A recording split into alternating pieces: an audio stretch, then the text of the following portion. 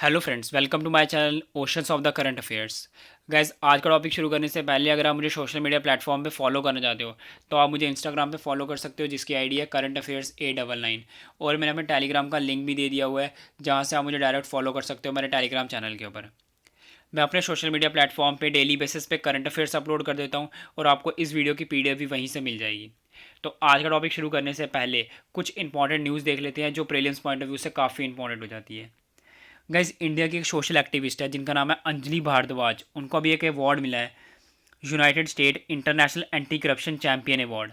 तो अगर अभी आपसे पूछ लिया जाए प्रीलिम्स में कि United state international anti corruption champion award किसको मिला है, तो वो याद रखना अंजलि भारद्वाज को मिला है, जो कि एक इंडियन सोशल एक्टिविस्ट है।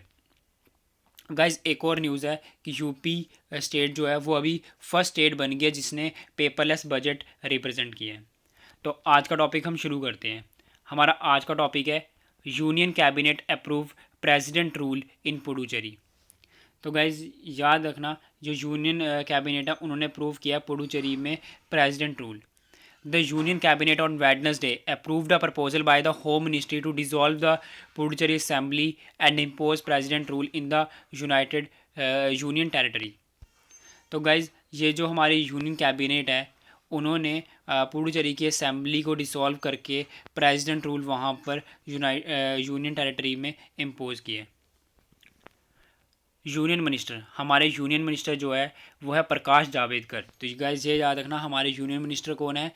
Prakash Javadekar. Said the decision was taken as no party claim to form a government following the resignation of the chief minister.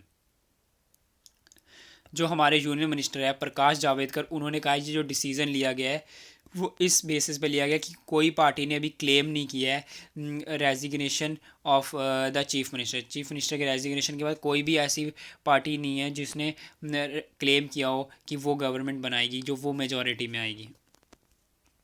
अब देख लेते हैं हमारे प्रेसिडेंट रूल क्या है। Meaning of president rule: the president rule implies the suspension of a state government and the imposition of a direct rule of the centre. जो हमारा president rule होता है उसमें स्टेट गवर्नमेंट को सस्पेंड कर देते हैं और डायरेक्ट रूल हो जाता है सेंटर का। ये गाइस याद रखना। It is also known as state emergency और कॉन्स्टिट्यूशनल इमरजेंसी। ये जो है इसको हम स्टेट इमरजेंसी भी कहते हैं और कॉन्स्टिट्यूशनल इमरजेंसी भी कहते हैं। गाइज, ये जो प्रेसिडेंट रूल आता है वो आर्टिकल 356 के अंडर आता है, और जो नेशनल इमरजेंसी आती है वो आर्टिकल 352 के अंडर आती है। तो गाइज, ये आर्टिकल्स हमेशा याद रखना, ये ज़रूरी हो जाते हैं। अभी देख लेते हैं पार्लियामेंट अप्रूवल और ड्यूरेशन क्या रहता है इसका। President rule must be approved by both the houses of parliament within the 2 months from the date of its issue. तो गाइज, ये जो प्रेसिडेंट रूल है वो दोनों हाउसेज में, राज्यसभा और लोकसभा में, 2 month के अंदर अंदर पास हो जाना चाहिए जब वो इशू होता है।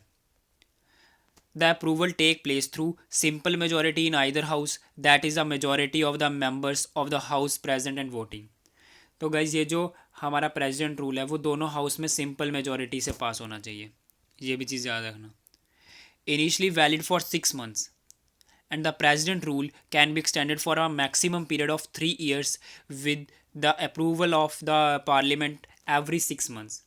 तो गाइज, याद रखना, ये 6 month के लिए वैलिड होता है और जो प्रेसिडेंट रूल है वो मैक्सिमम 3 years के लिए किया जा सकता है, पर हर 6 month में उसको एक्सटेंड करवाना पड़ता है।